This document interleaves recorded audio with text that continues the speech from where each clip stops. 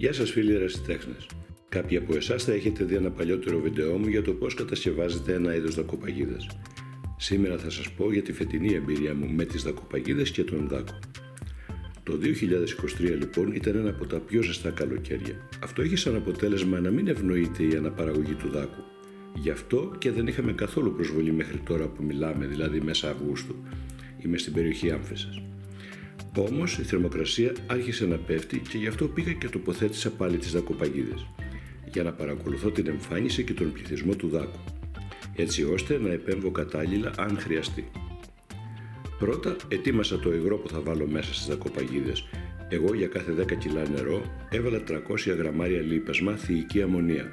Έβαλα και ένα εντομοελκυστικό, το οποίο μπορείτε εσείς να παραλείψετε για οικονομία. Σε κάθε μπουκάλι μπαίνει περίπου 900 γραμμάρια υγρό. Το νερό δηλαδή να φτάνει 2 δάχτυλα περίπου πιο κάτω από τα σωληνάκια που έχουμε βάλει στο πλάι. Σε μια εβδομάδα επέστρεψα και άνοιξα τα μπουκάλια για να ελέγξω τις δακοπαγίδες. Κοιτώντας μέσα βλέπουμε ότι έχουν μπει όλα τα καλά του Θεού.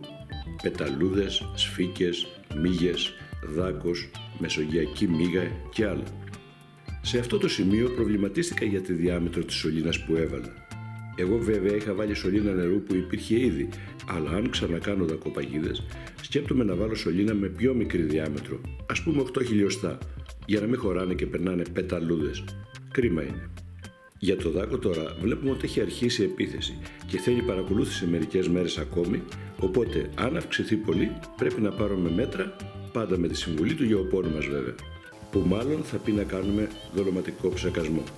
Προσωπικά όμως, επειδή δεν θέλω να χρησιμοποιώ φυτοφάρμακα, γιατί οι ελιές είναι για δική μου χρήση και μόνο, αυτό που σκέφτομαι να κάνω είναι να ψεκάσω με καολίνη ή με ένα άλλο ρηκτό αταλπουλγίτη ας πούμε, ώστε να γεμίσω τις ελιές με άσπρη σκόνη και να εκμεταλλευτώ την ιδιοτροπία που έχει ο δάκος, που δεν του αρέσει να πηγαίνει σε βρώμικες ελιές και έτσι θα τις προστατεύσω.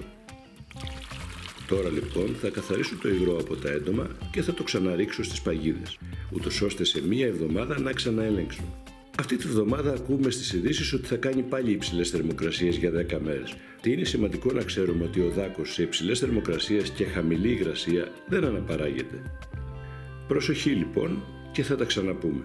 Σας ευχαριστώ που παρακολουθείτε. Γεια σας.